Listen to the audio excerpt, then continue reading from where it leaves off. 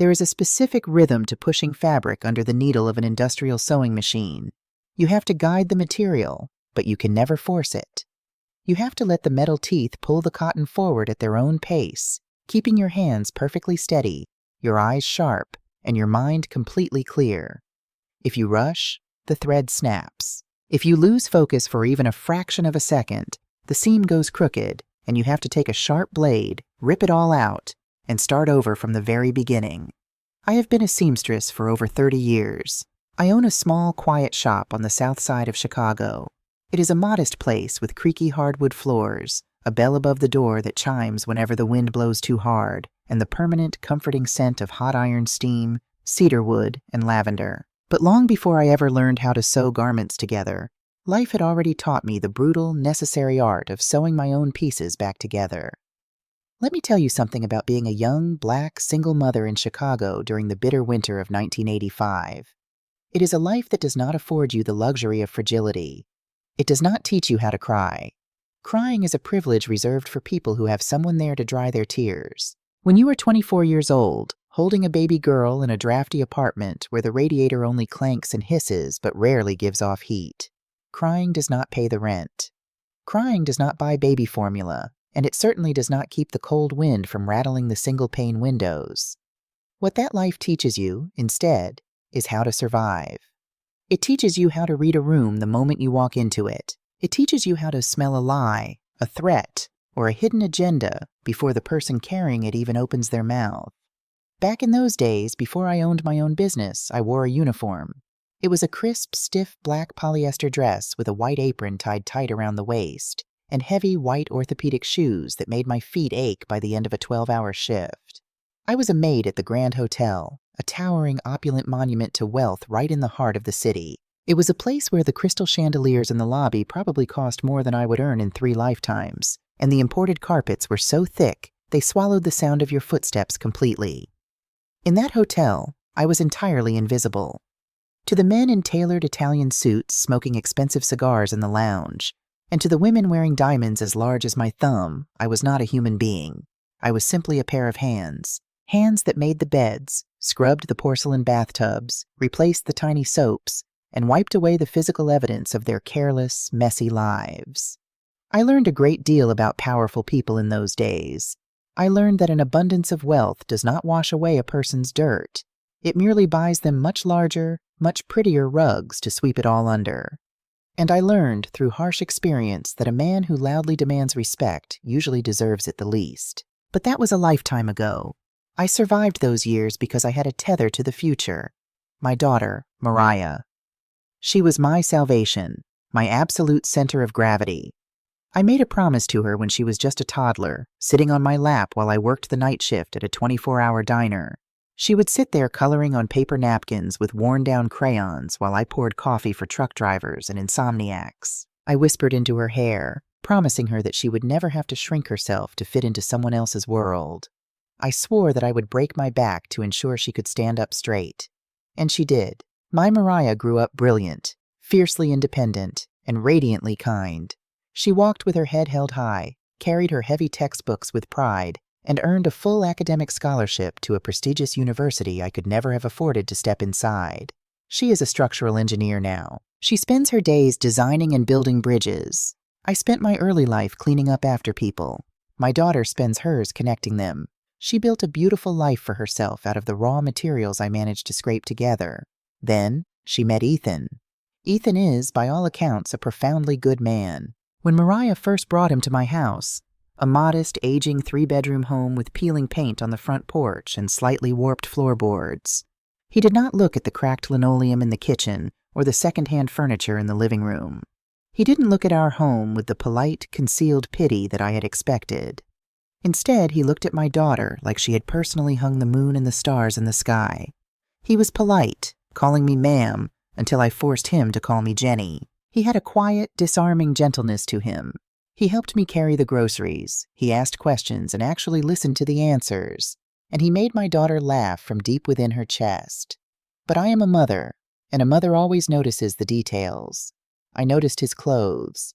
The casual, understated sweater he wore on a Tuesday evening cost more than my monthly mortgage payment.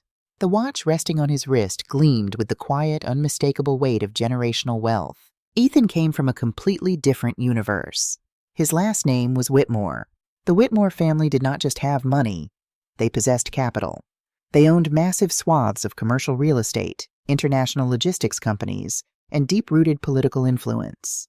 Ethan's father, Arthur Whitmore, was a man whose name frequently appeared in the business sections of major newspapers, usually accompanied by adjectives like ruthless, visionary, aggressive, and uncompromising. When Ethan proposed to Mariah in a small park at sunset, my daughter called me, weeping with absolute joy. I held my baby girl later that evening, feeling the cold, heavy diamond ring press against my shoulder as we hugged, and I thanked the Lord that she had found a man who loved her so fiercely and completely. Yet a mother's intuition is a strange, heavy burden. Even in the brightest, most triumphant moments of joy, there is a quiet, primal instinct that stands watch in the shadows of your mind. I knew with absolute certainty that merging our quiet, hard-fought world with the sprawling Whitmore empire was not going to be a simple, joyful walk down the aisle. My first real taste of Arthur Whitmore's world came 6 months before the wedding was scheduled to take place. Ethan had arranged a private dinner for the two families to officially meet. The Whitmore estate was located in a highly exclusive, gated enclave miles away from the city.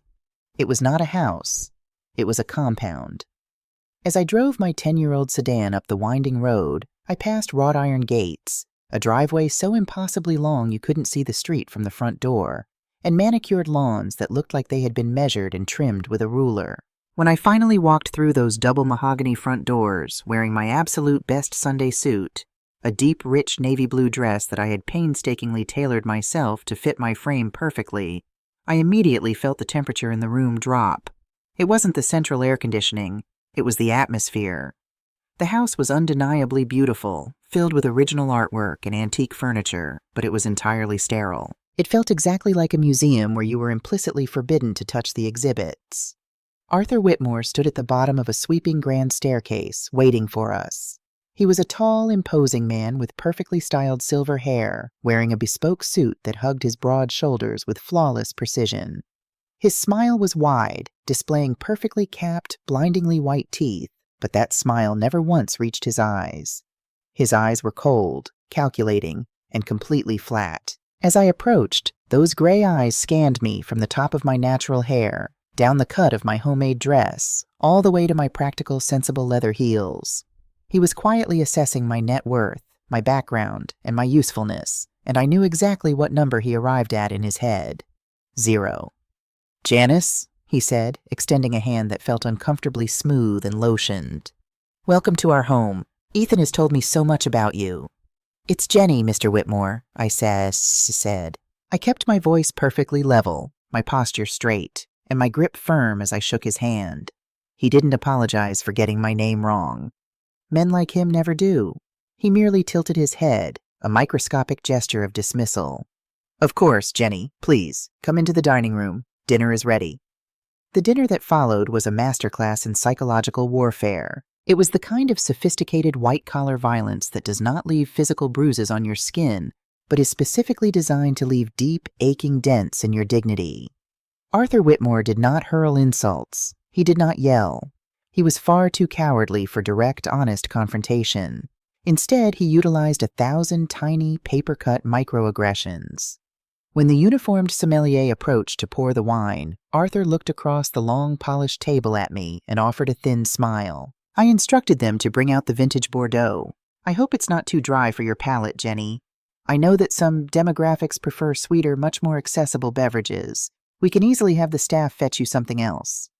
"The Bordeaux will be perfectly fine, Arthur." "Thank you," I replied, refusing to let the insult register on my face. Later in the meal, when Mariah passionately discussed a new project at her engineering firm, Arthur chuckled softly. "Structural engineering. Fascinating. And so incredibly brave of you to enter such a rugged, male-dominated field. I suppose it requires a certain coarseness, a thick skin, built from a challenging upbringing." He was actively trying to make my elegant, brilliant daughter sound rough and unrefined. He was trying to make us feel small, to remind us that we were merely guests in his kingdom. Ethan, bless his heart, tried to intervene. His face flushed with frustration. Dad, Mariah just led the design project on the new downtown overpass. She's brilliant. Her firm considers her their top asset. Arthur casually waved his hand, dismissing his son's defense with a flick of his wrist. Of course she is, Ethan. I'm merely admiring her tenacity. Rising above one's unfortunate circumstances is always a noble pursuit. We love a good underdog story, don't we? Rising above one's unfortunate circumstances. The translation of his corporate speak was loud and clear. You do not belong here. You are a charity case. You are a novelty. But the absolute masterpiece of his manipulation, the moment he truly revealed his hand, happened just after the dessert plates were cleared away. A maid, a young Hispanic woman who kept her eyes glued firmly to the floor, terrified to make a sound, reminding me so painfully of myself 30 years ago, brought out a silver tray. Resting in the center of the tray was a beautifully wrapped rectangular box, tied with an ivory silk ribbon. A small engagement token, Arthur said, sliding the box toward me across the gleaming mahogany table. For the mother of the bride, to help with the upcoming transition. Mariah looked at me, her eyes widening with a mix of surprise and wary optimism. Perhaps he was trying to make amends. I reached out, my fingers tracing the silk ribbon, and slowly untied it. I lifted the lid of the box. Inside lay a heavy, leather-bound book. The gold leaf title embossed on the cover caught the light of the crystal chandelier above us. Modern Etiquette, High Society Graces, and Protocols for the Newly Elevated. The dining room went dead silent. The only sound was the faint ticking of a grandfather clock in the hallway. Mariah's jaw literally dropped.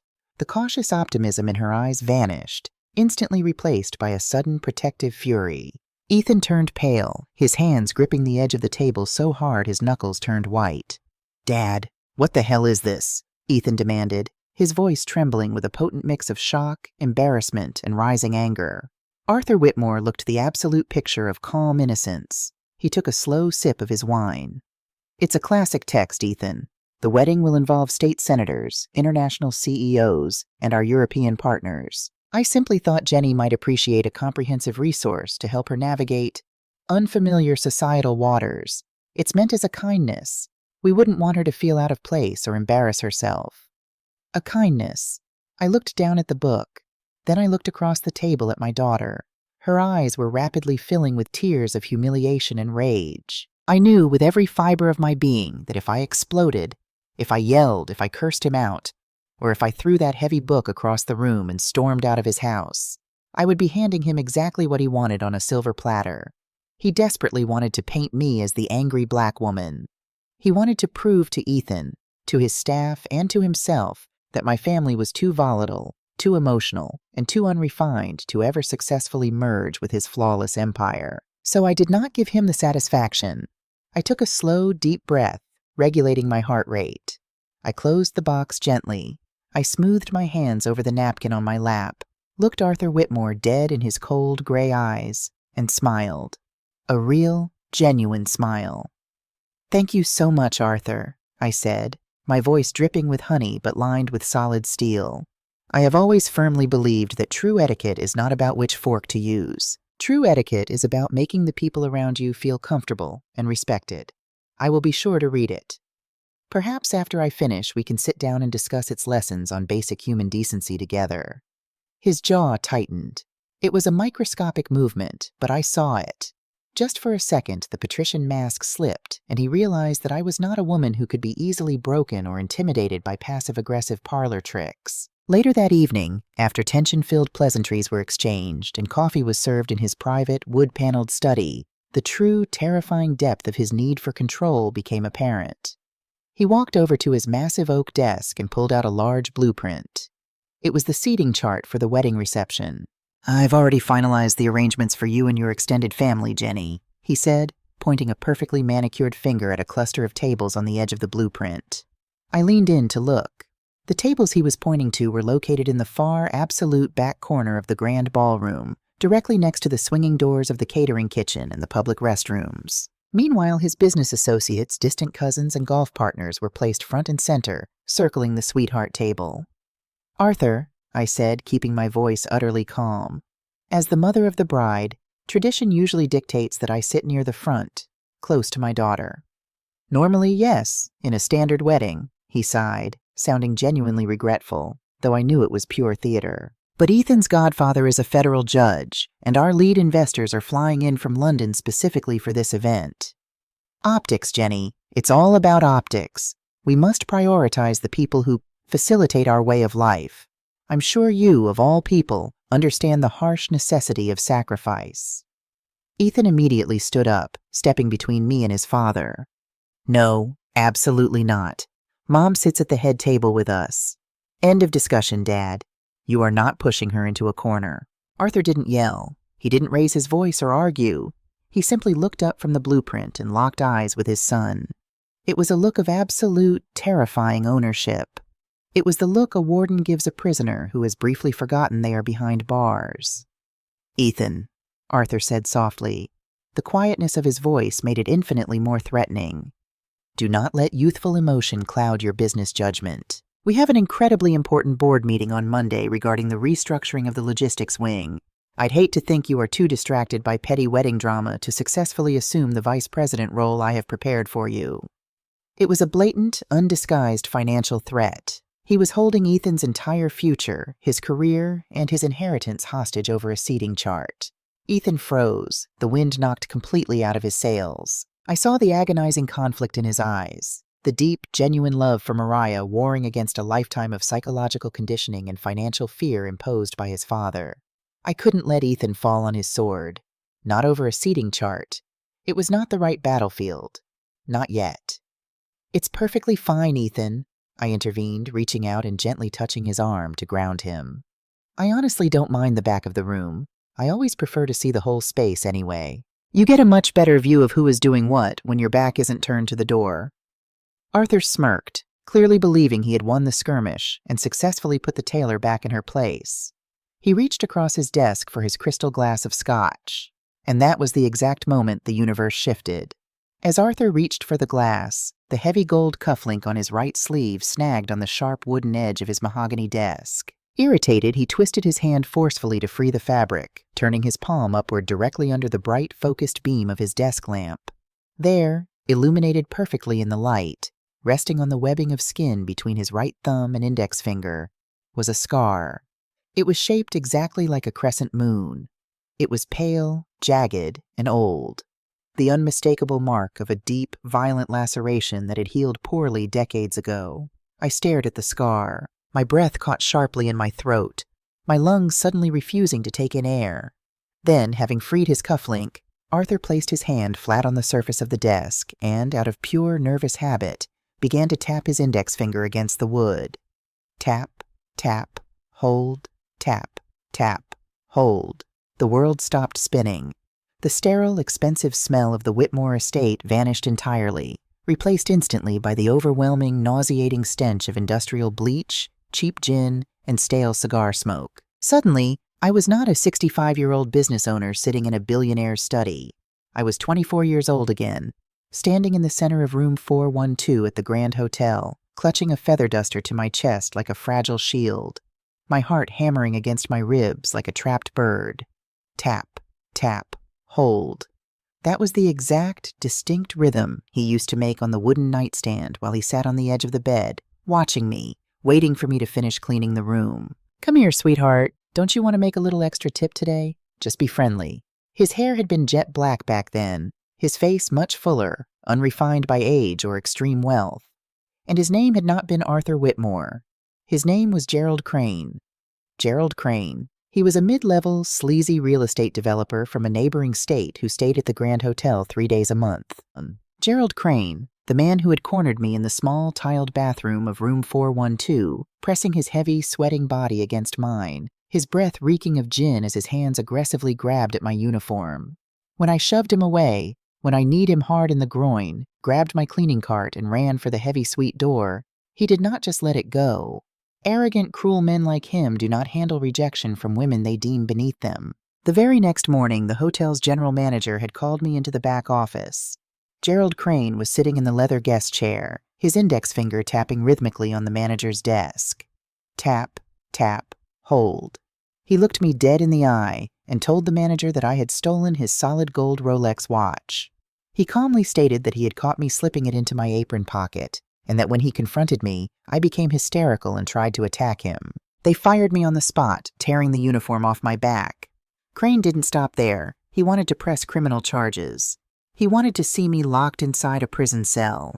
He wanted my baby girl, Mariah, put into the cold, unforgiving foster care system, entirely as revenge because I would not submit to him. I only narrowly escaped going to prison because an older, veteran housekeeper, a fiercely protective woman named Miss Hattie, had seen Crane wearing the exact same gold watch in the lobby dining room after he had claimed I stole it. She threatened to take the story to the labor union and the local papers.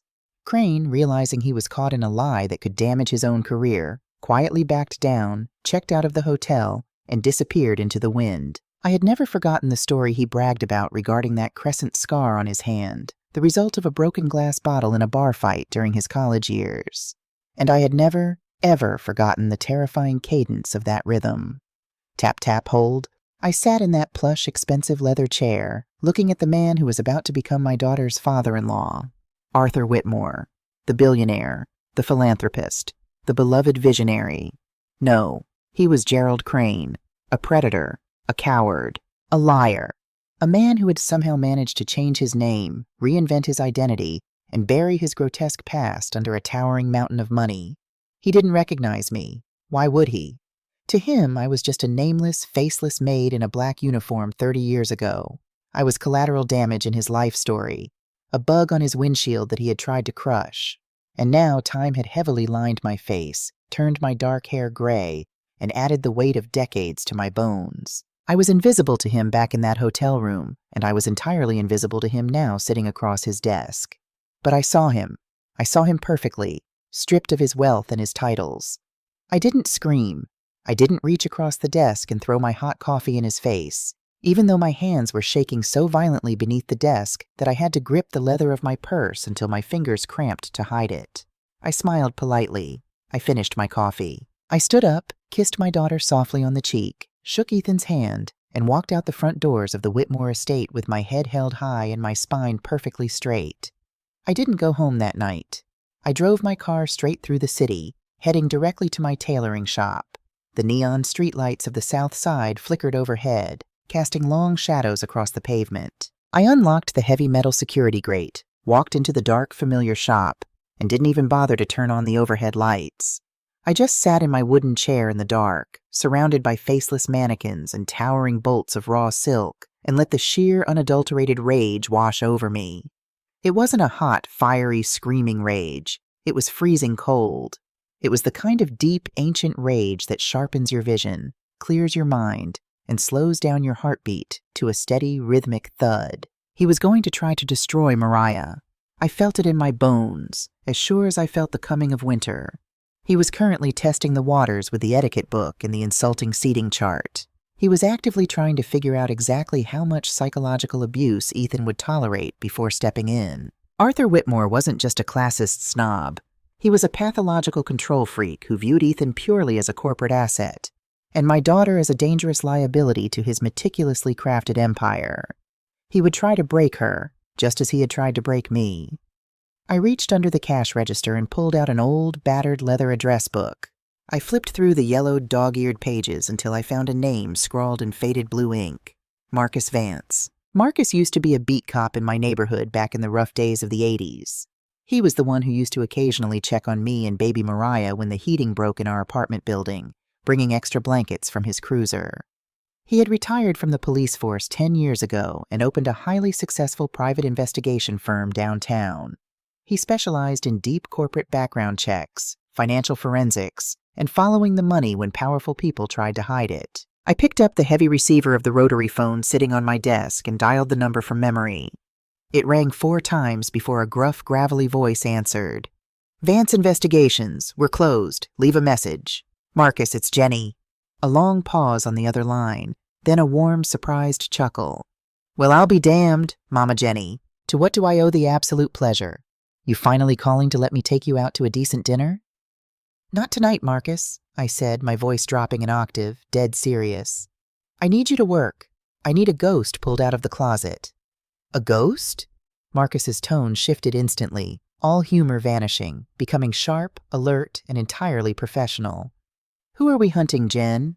I looked out the frosted window of my shop, staring into the dark, unforgiving Chicago night. I need you to look into Arthur Whitmore, the CEO of Whitmore Logistics, but don't look at his current portfolio or his public philanthropy.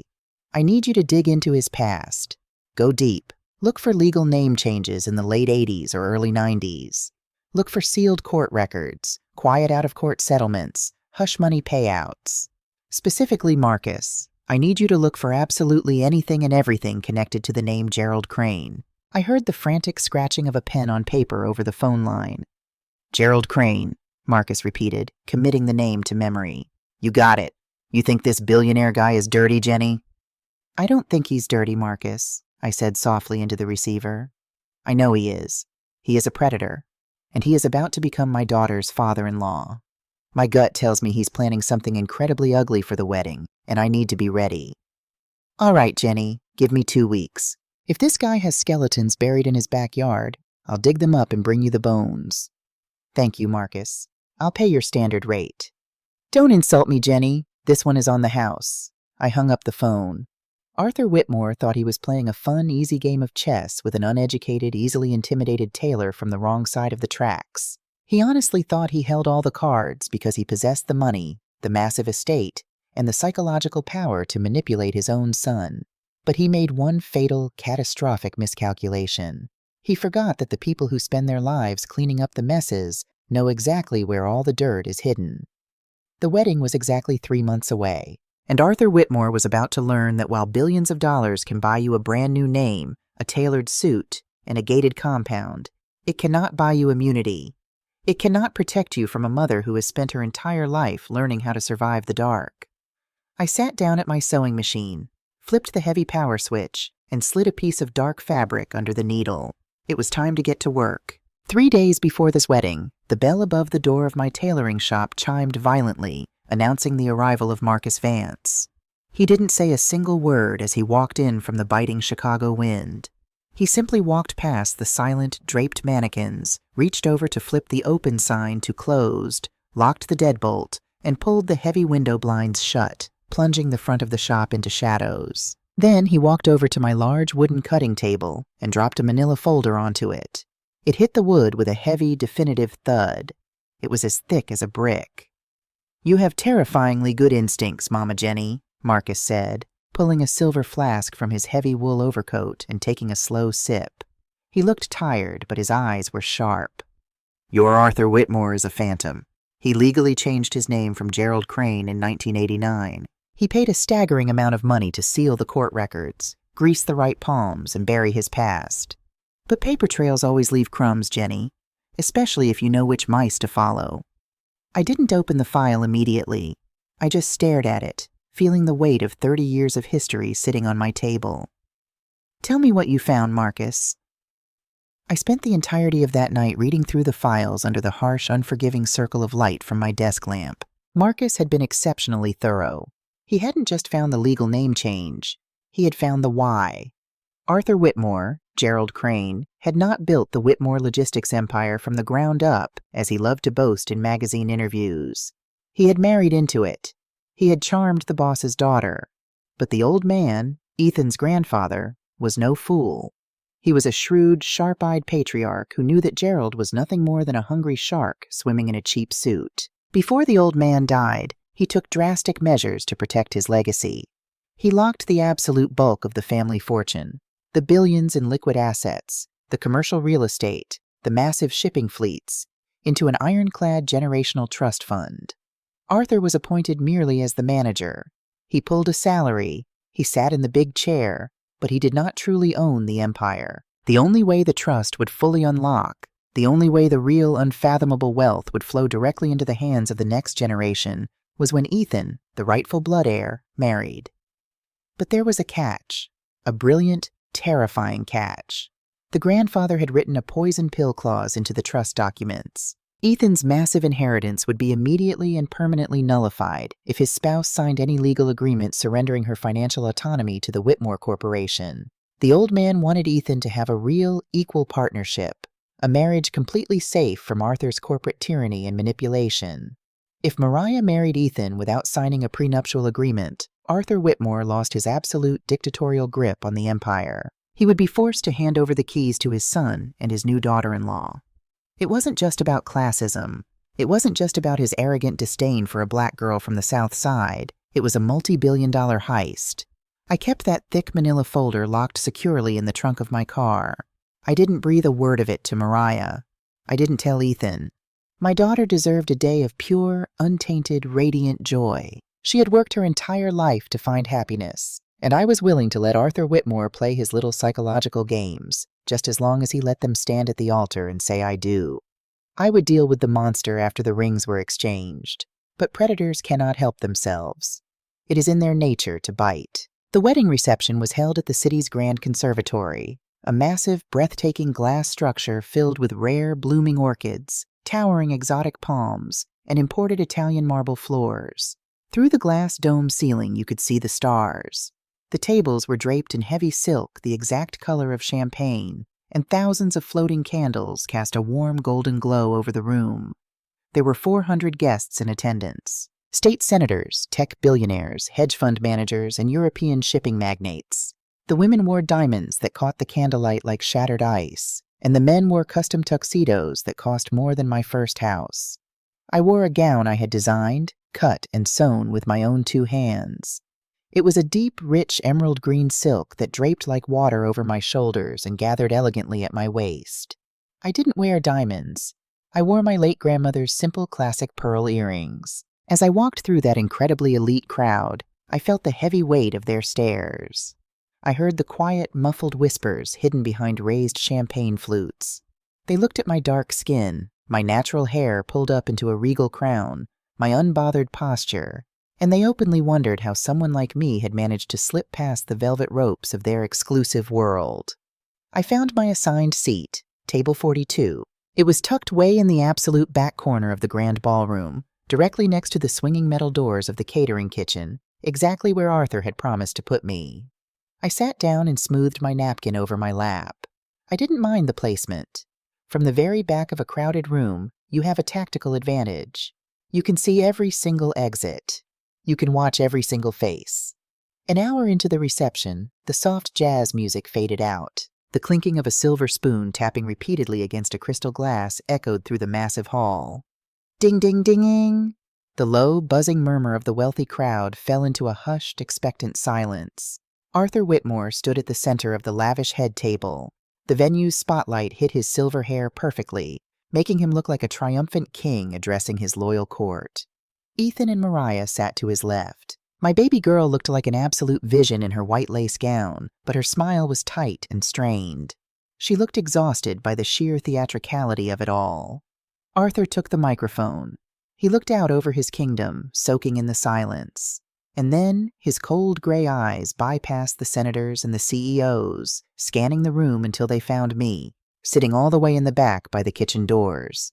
A slow, chilling, victorious smile spread across his face. Friends, colleagues, distinguished family.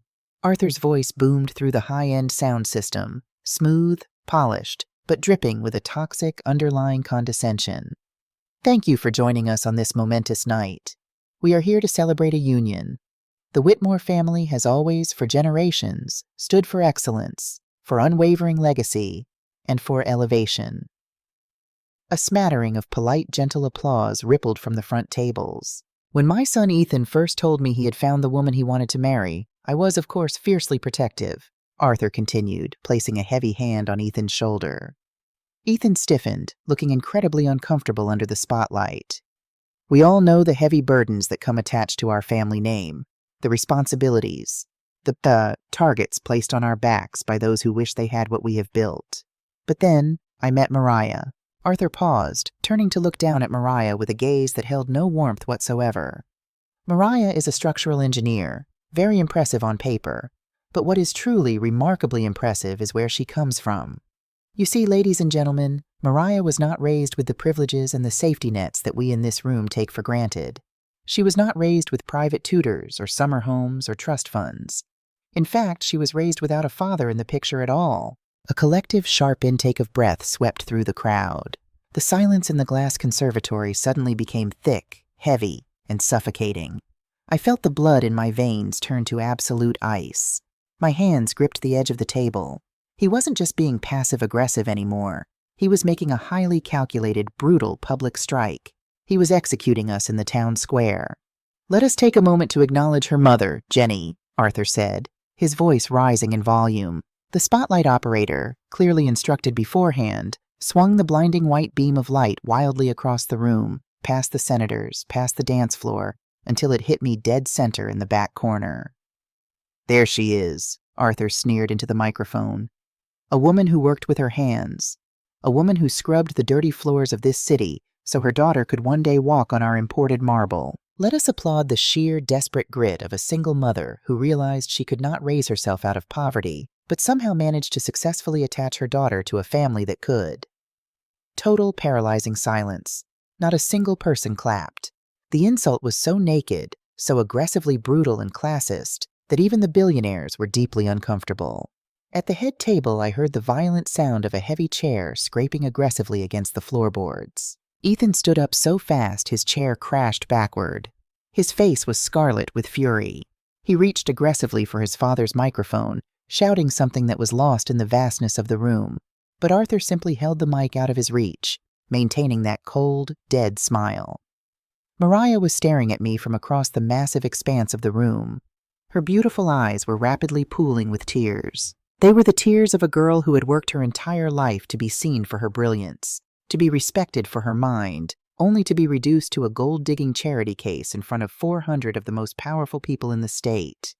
Arthur wanted me to cry. He wanted me to break down, cover my face, and run out the back doors into the alley in absolute shame. He wanted to prove, definitively, that we were too fragile, too emotional, and too low-class to handle the pressure of his world. I stood up. I didn't rush. I took my time. I smoothed the heavy emerald silk of my skirt down my thighs. I picked up my small clutch purse, and I began to walk. I didn't walk toward the kitchen doors. I walked straight down the center aisle of the ballroom, parting the sea of 400 elite guests. As I approached, they physically stepped back, giving me a wide berth, their eyes wide with shock and morbid fascination. I kept my chin perfectly parallel to the floor, my shoulders pulled back, channeling every ounce of strength and dignity my ancestors had poured into my bloodline.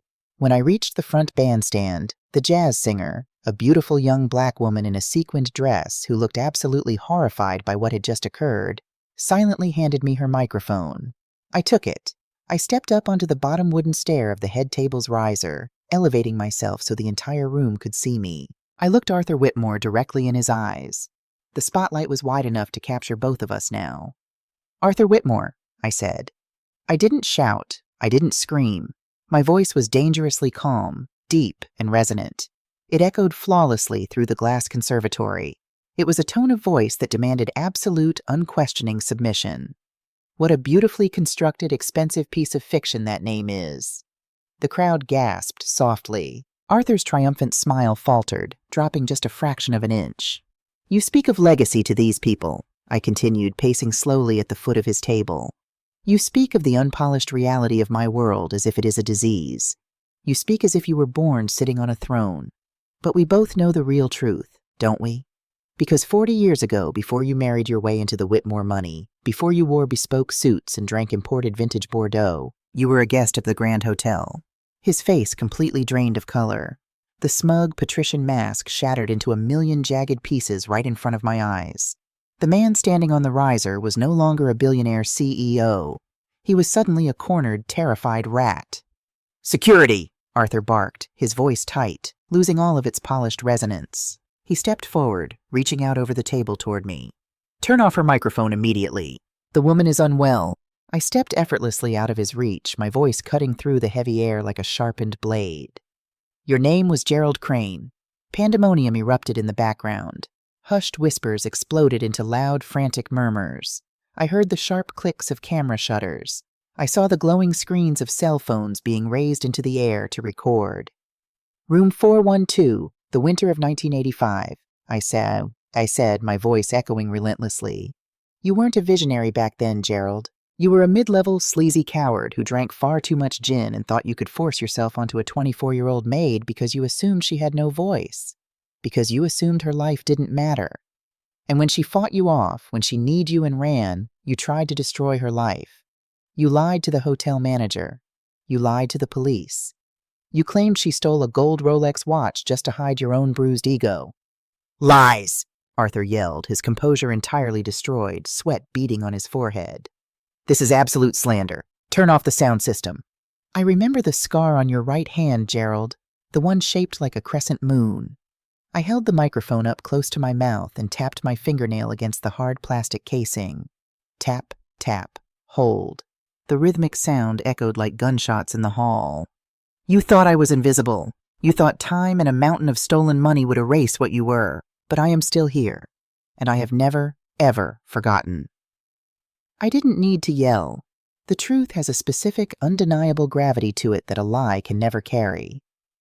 When I dropped the name Gerald Crane, I looked out into the crowd. I saw 3 older men at the front tables, senior board members of his own logistics company, exchange dark, furious, knowing glances. Marcus had been right. The legal name change was a closely guarded secret. And in the ruthless corporate world, secrets of that magnitude are absolute poison. I had done it. I had stripped the arrogant king of his armor in front of his entire court. I stood there, breathing evenly, feeling the glorious, terrifying, electric rush of justice. But then, I saw it. Arthur Whitmore was breathing heavily.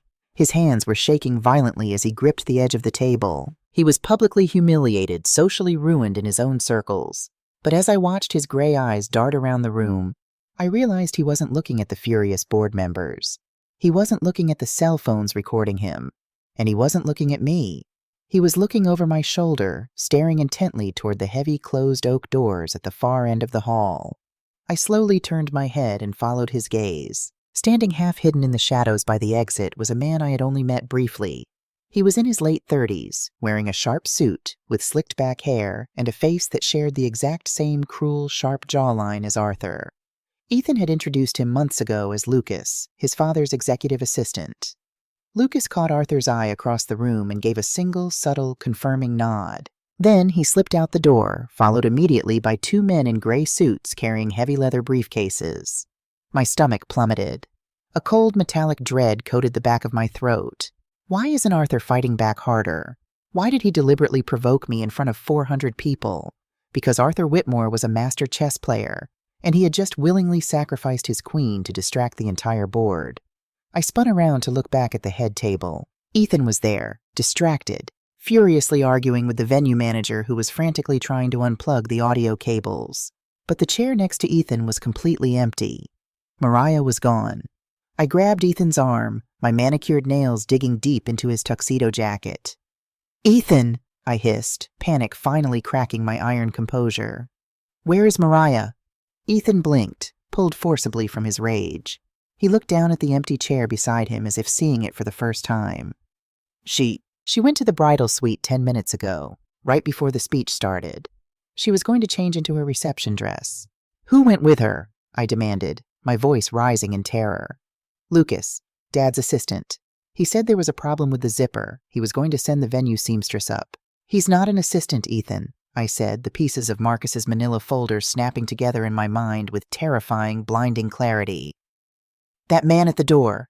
He had Arthur's face." Ethan stared at me, his eyes wide, completely uncomprehending. I didn't have the time to explain. The public humiliation, the cruel speech, the gaslighting. It was all pure, calculated theater. Arthur knew I would react. He counted on me reacting. He needed the 400 guests, Ethan and the venue's security team completely focused on a scandalous, explosive public meltdown in the main hall. Because while the mother of the bride was exposing ghosts of the past, the wolves were silently closing in on the bride in a soundproof room down the hall. I dropped the microphone. It hit the marble floor with a deafening, agonizing screech of electronic feedback. I didn't care. I grabbed the heavy silk of my emerald dress, hiked it up above my knees, and I ran. I ran past the bewildered waiters, past the towering ice sculptures rapidly melting on the buffet tables, sprinting toward the VIP dressing wing. Arthur didn't want a public fight. He wanted a signature. He needed Mariah isolated, trapped, and terrified into signing away the billion-dollar trust fund before the marriage was officially consummated at midnight. And as I sprinted down that long, empty, carpeted corridor, my heart hammering against my ribs, praying to God I wasn't too late, I realized the terrifying truth. I wasn't just a mother fighting for her daughter's dignity anymore. I was a mother fighting for her daughter's freedom. There is a very specific, suffocating kind of terror that comes from standing on the wrong side of a locked door.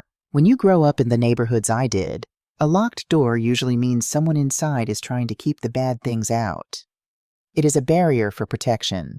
But in the polished, marble-floored world of the ultra-rich, a locked door means something entirely different. It means they are actively trying to keep the bad things in. I violently rattled the heavy brass handle of the VIP bridal suite. It didn't budge. The deadbolt was engaged from the inside. "Mariah!" Ethan shouted, slamming his fist against the solid oak so hard I thought he might break his hand. He had sprinted down the hallway right behind me, abandoning his own wedding reception. "Mariah, open the door! It's Ethan!" Nothing. No footsteps. No muffled voice. The suite was completely soundproofed. It was an expensive luxury feature designed for high society brides who needed a moment of absolute peace away from the chaos of their events. Tonight, that luxury feature was a velvet-lined tomb. I later learned exactly what was happening on the other side of that heavy oak door, while Ethan and I were desperately trying to break it down. Mariah told me every single detail, her voice shaking as she recalled it. And it was exactly the kind of calculated, sanitized violence I expected from Arthur Whitmore's bloodline.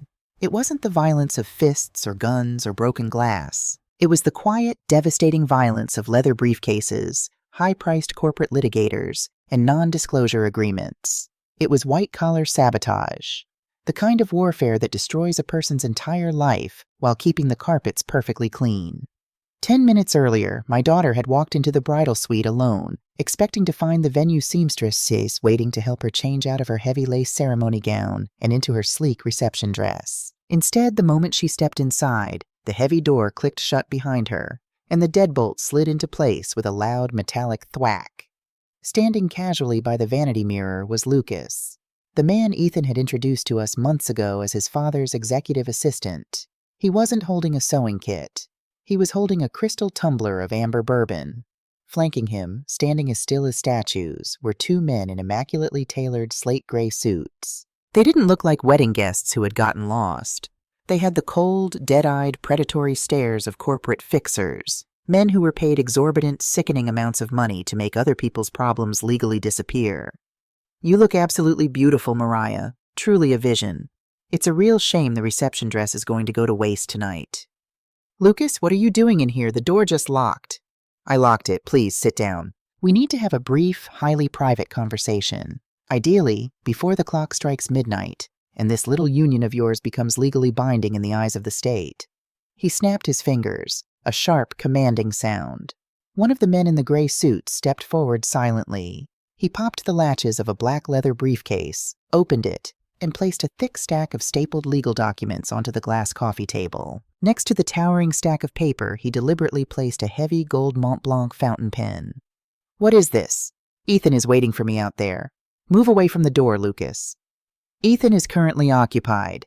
He is watching your mother have a rather spectacular public meltdown in the conservatory. I must admit the Gerald Crane reveal was a nice dramatic touch. But my father is very, very good at creating large distractions. It's a classic misdirection.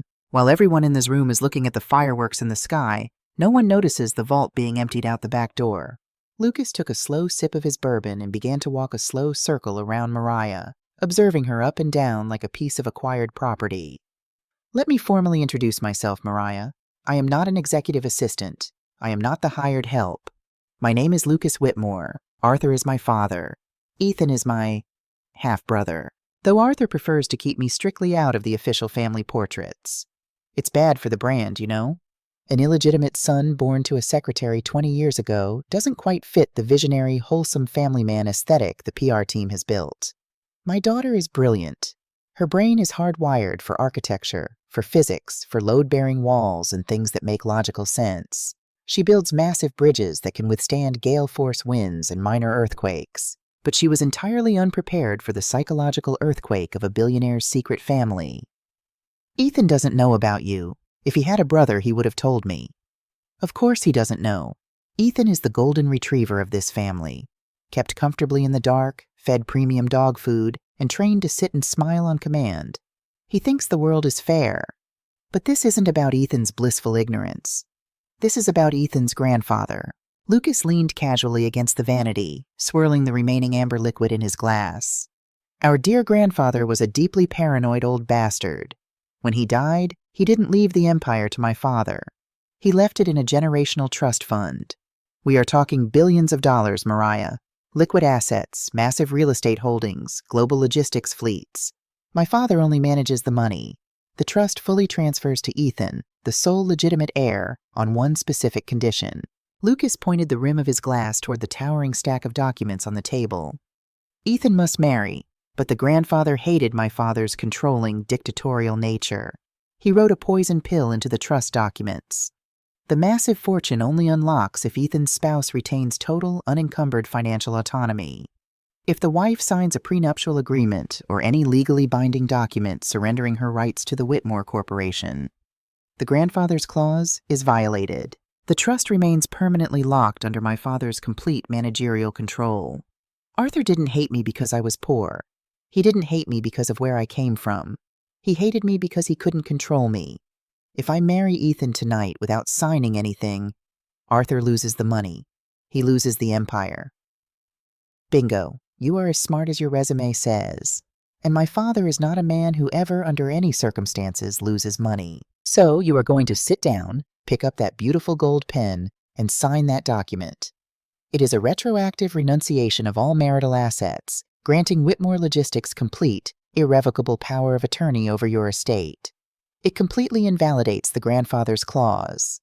My father keeps his empire. I finally get my promised seat on the executive board, and Ethan gets to keep his generous monthly allowance. Everyone wins. I won't sign it. I will never sign it. Ethan loves me. He won't care about the money. He would walk away from all of it for me. Oh, sweetheart, you misunderstand the leverage here. We aren't threatening to take away Ethan's money. We are threatening to take away your freedom. Lucas gave a sharp nod to the second lawyer. The man reached into his briefcase, pulled out a sleek iPad, tapped the glowing screen a few times, and held it out to Mariah. This is exactly how the elite break you. They do not put a gun to your head in a dark alley. They put a pen in your hand in a brightly lit, luxurious room, and they meticulously show you how easily they can erase your entire existence with the stroke of a key. Look closely at the screen, Mariah. That is the internal structural integrity report for the new downtown overpass project.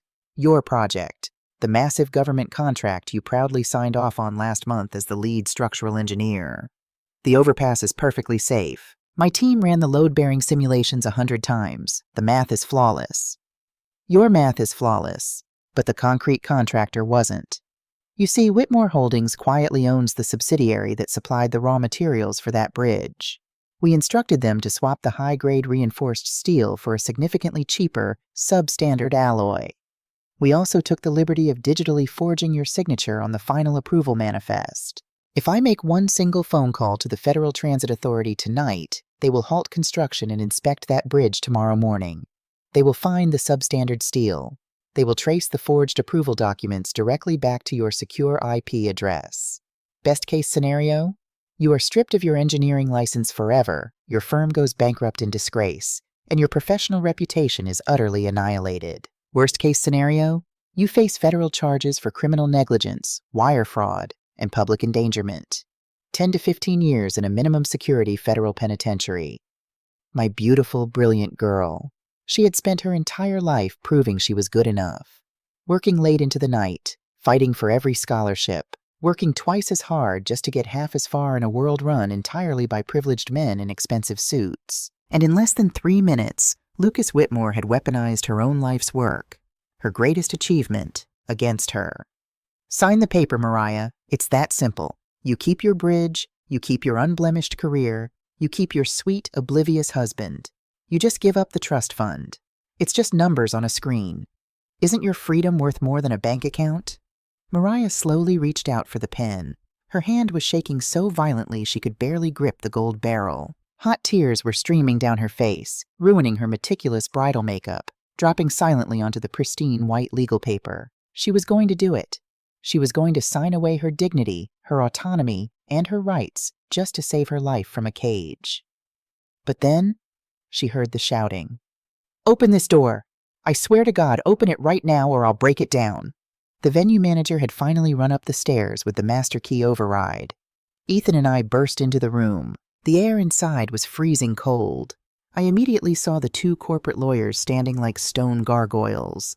I saw the glowing iPad. I saw the towering stack of legal documents. And I saw my baby girl, trembling like a leaf in a hurricane, holding a gold pen hovering just an inch over a signature line. I didn't look at Lucas. I didn't say a word. I walked straight past the men, marched up to my daughter, took the heavy gold pen from her shaking fingers, and threw it as hard as I could across the room. It shattered against the marble fireplace, spraying black ink across the pristine white stone. "Mom," Mariah sobbed, her legs giving out as she fell forward into my arms. "Mom, they changed the steel on the bridge. They forged my name. They're going to put me in jail." I held her fiercely, pressing her face into my shoulder, shielding her from the room. "Shh. Nobody is going to jail, baby. I've got you. Mama's here." Ethan stepped into the center of the room. He looked at the scattered documents. He looked at the emotionless lawyers. Then he looked at Lucas. "Lucas, what the hell is going on in here? What is this paperwork?" "Hello, little brother." It seems the grand distraction in the main hall didn't last quite as long as Father had hoped. "Brother?" Ethan physically recoiled. The word hit him like a physical punch to the gut. He looked at Lucas's face, really looked at it for the first time. The shape of the eyes, the sharp jawline, the arrogant, entitled tilt of the chin. The resemblance was absolutely undeniable once you knew the secret. Surprise. Father's been a very busy man over the decades. Now, Ethan, be a good boy, calm down, and ask your lovely wife to sign the paperwork. We are on a very tight schedule. This is a total renunciation of grandfather's trust. You're forcing her to sign away the trust? Dad orchestrated all of this? Dad built this empire, Ethan. Not that senile old man who left the money. Father isn't going to let billions of dollars slip out of his control just because you decided to play working-class hero and fall in love with a structural engineer from the South Side. If she doesn't sign, the bridge falls on her head, metaphorically speaking. I watched Ethan Whitmore's heart break in real time. Everything he believed about his life, his pristine family, his privilege, it all turned to dry ash in his mouth. His father didn't just disapprove of his wedding. His father had actively, meticulously orchestrated a psychological torture chamber to rob him blind and enslave his new bride. Ethan dropped the papers. They fluttered to the floor. He looked at Lucas, his hands curling into tight fists at his sides. "You're a monster," Ethan whispered, tears welling in his eyes. "Both of you. You're sick."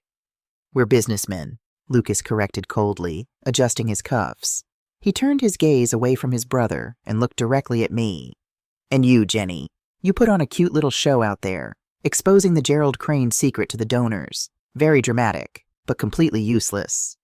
Lucas took a step closer to me, trying to use his height to tower over me, to force me to look up at him. "My father can survive a scandal," Lucas sneered. "Rich men survive scandals every single day. He will buy the right PR firms, he will pay off the right journalists, and by next week, he'll be a victim of a vicious smear campaign. But Mariah cannot survive federal wire fraud charges. The government doesn't care about PR. They care about paper trails. And we own the paper trail. So, Mama Jenny, what is it going to be? Your pride or your daughter's life?" He was right about one thing. In America, rich men do survive scandals. A shouting match in a glass ballroom was not going to destroy Arthur Whitmore. It was just a minor scratch on his expensive armor. To kill a beast like that, you don't aim for the armor. You aim for the heart. And the heart of the Whitmore Empire wasn't blood, or family, or legacy. It was money. I gently pushed Mariah behind me, shielding her body with my own. I looked up at Lucas Whitmore. I didn't flinch. I didn't yell. I reached into my small emerald green clutch purse. "You think you are the only one in this city who knows how to build a paper trail, Lucas?" I asked softly. I pulled out the thick manila folder Marcus Vance had dropped on my cutting table 3 days ago. I didn't open it. I simply held it in my hands, letting the heavy weight of it sit in the tense space between us. "You Whitmores," I said, my voice steady, echoing slightly against the marble walls. You spend so much time looking down on people from the top of your glass towers, you never bother to check if someone is down in the dark basement, digging at your foundation. Lucas frowned. The smug, victorious smile finally faltered. He looked at the brown folder. What is that? I smiled. A real, genuine, terrifying smile. The kind of smile you give when you know the chess game is already over, and your opponent just hasn't realized he's dead yet. This, Lucas, I whispered, holding the folder up, is an eviction notice. Ethan walked past his father without offering him a second glance, a hand, or a single word of comfort. The illusion of the great Arthur Whitmore was completely shattered, leaving behind nothing but a hollow, desperate man. Ethan walked directly to Mariah, who was still safely tucked behind me. He didn't care about the board members, the lawyers, or the billions of dollars that had just formally transferred into his name. He gently took Mariah's trembling hands in his own, lacing his fingers through hers, grounding her in the present. Let's go home, Ethan said softly. His voice was thick with emotion, but it was incredibly steady. It was the voice of a man who had finally stepped out of his father's suffocating shadow. Mariah looked back at me, the terror in her eyes slowly being replaced by an overwhelming sense of relief. I nodded at her. Go, babies. Get out of this place. I'm right behind you. As Ethan led Mariah out of the suite, Arthur reached out from his place on the floor. His hand, shaking violently, grasped at the hem of my emerald silk dress. Jenny, please, Arthur sobbed. It was a pitiful, broken sound that echoed pathetically against the marble walls. I have nothing. Eleanor will freeze my accounts. The board will strip my shares. I'll lose everything. I stopped walking. I didn't pull my dress away immediately. I stood perfectly still and looked down at him. I remembered the 24-year-old girl in the stiff black maid's uniform, crying silently in the hotel manager's office while he tapped his finger on the desk, sealing my fate with a casual lie. I remembered the sheer terror of almost losing my child to the foster system because a man like him thought I was disposable. I looked at the crescent scar on his hand, the last remaining piece of Gerald Crane. I gently, deliberately pulled the green silk fabric from his grasp.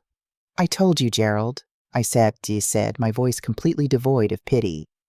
I am a woman who works with her hands. I sew things together for a living. I mend what is broken.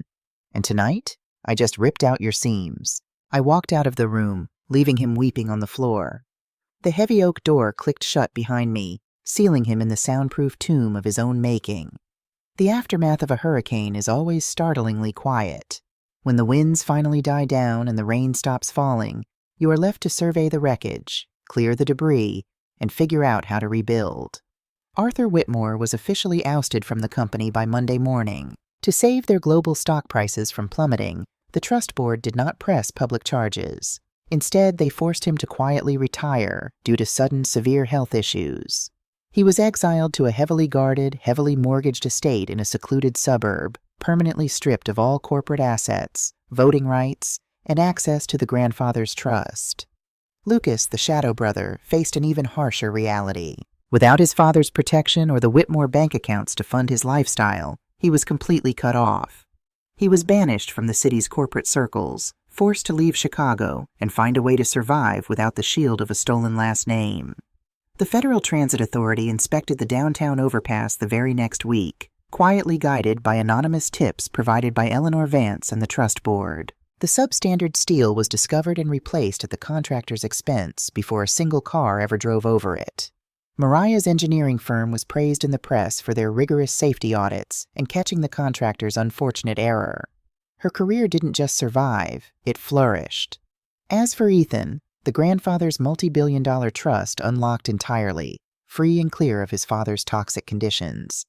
But Ethan surprised everyone, including the board. He didn't take his father's empty throne in the logistics empire. He used a portion of his capital to step away from the family business entirely. He started his own clean energy firm, determined to build something entirely new, something that did not have the heavy, dark stain of Gerald Crane on it. Exactly 1 year later, we held another wedding.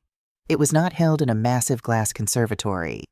There were no state senators, no hedge fund managers, and no PR team standing by the doors.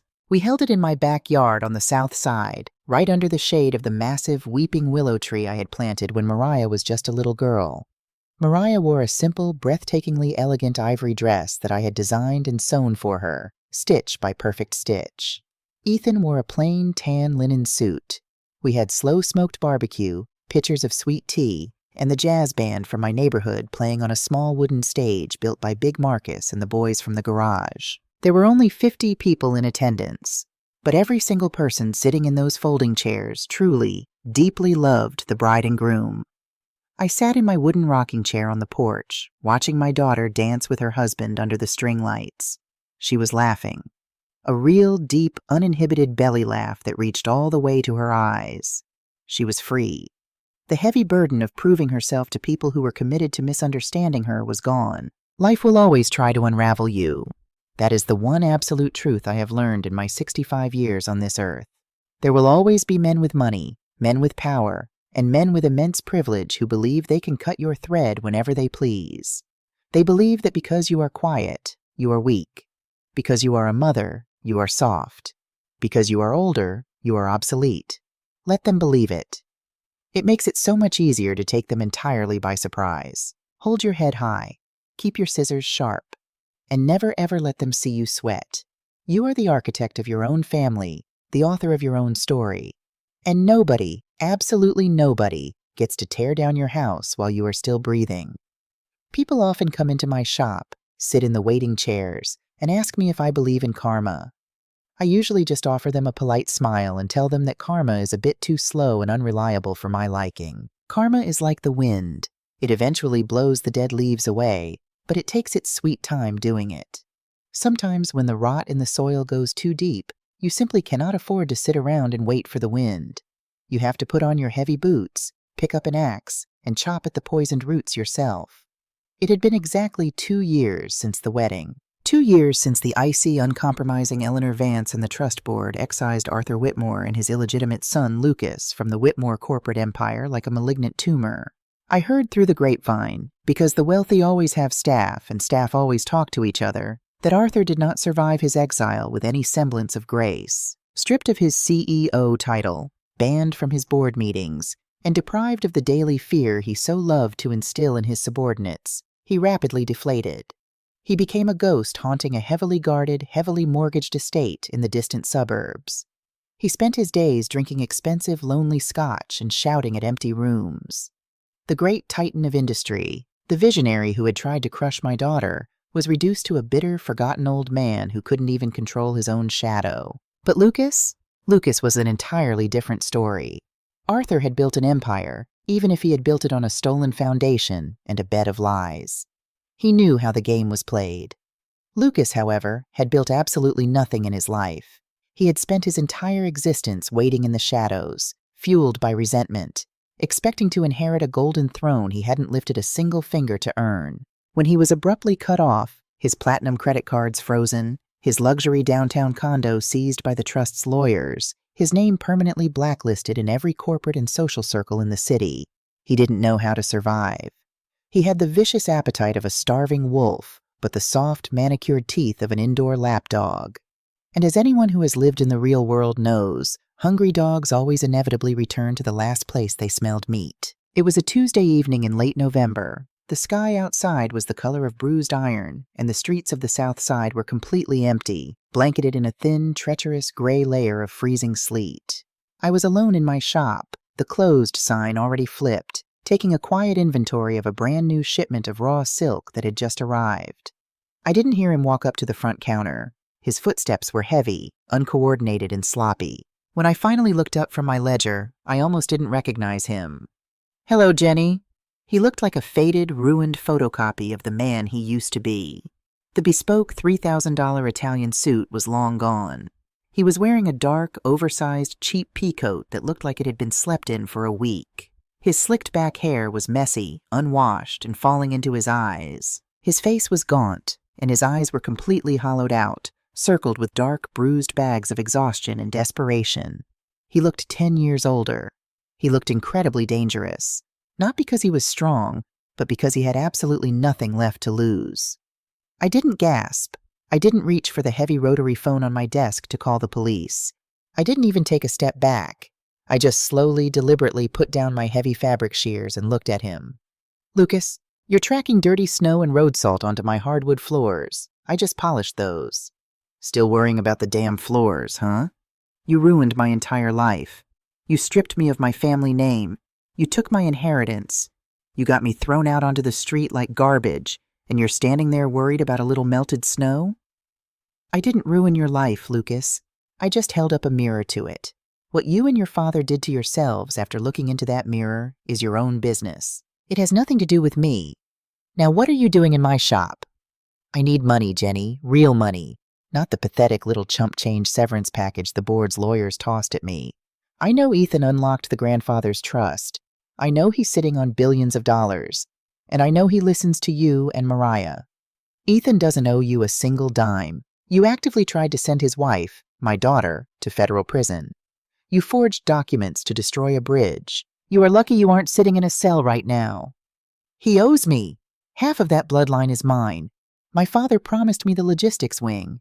I played his sick games for years. I did all his dirty work. I hid in the shadows while Ethan got to play the golden boy in the sun.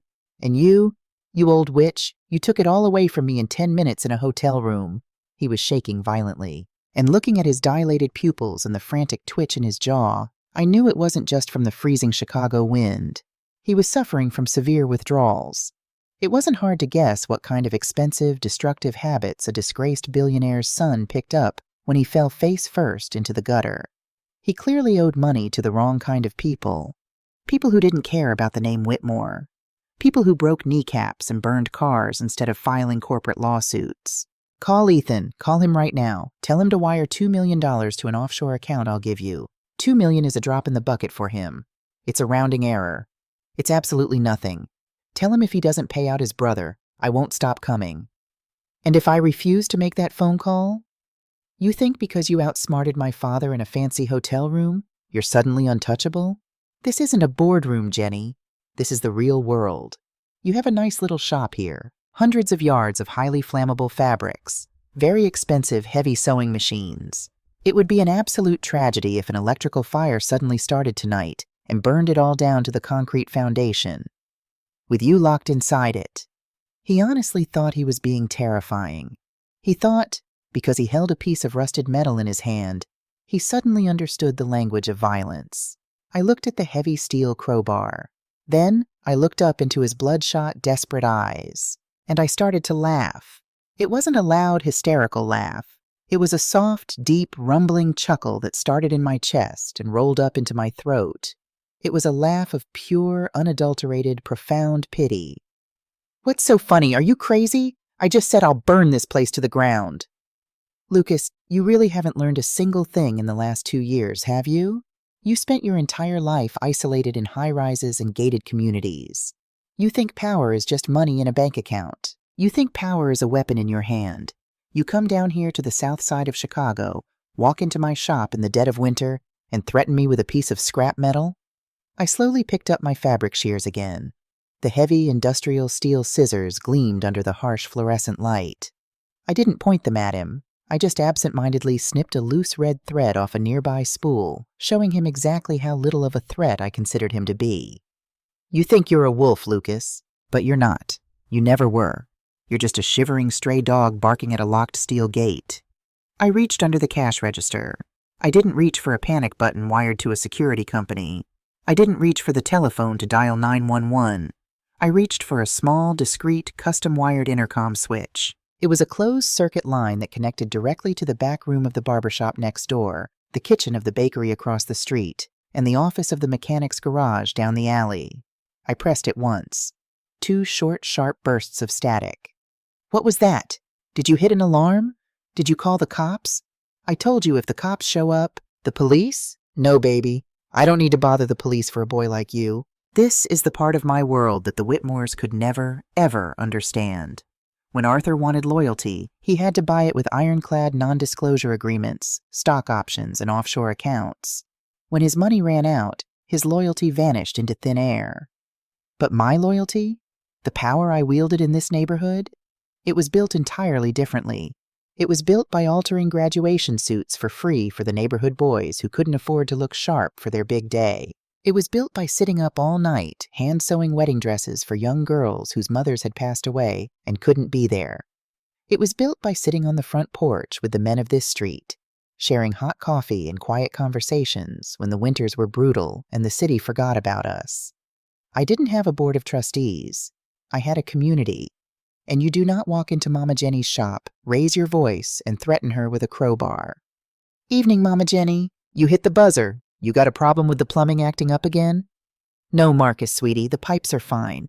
It's just a little bit of trash that blew in from the storm. Needs to be taken out to the curb." Wait. Hold on. Guys, this is a misunderstanding. I was just leaving." Big Marcus didn't say another word. He didn't need to. He just stepped forward, grabbed Lucas by the back collar of his heavy peacoat with one massive hand, and literally lifted him several inches off the ground. The other two men simply watched, their expressions completely blank, their silence terrifyingly calm. I walked out from behind the safety of the glass counter. I stood right in front of Lucas, looking up into his face. His eyes were wide with a primal, visceral terror he had never experienced in his country clubs or corporate retreats. "You listen to me very carefully, Lucas. This is the only warning you will ever get.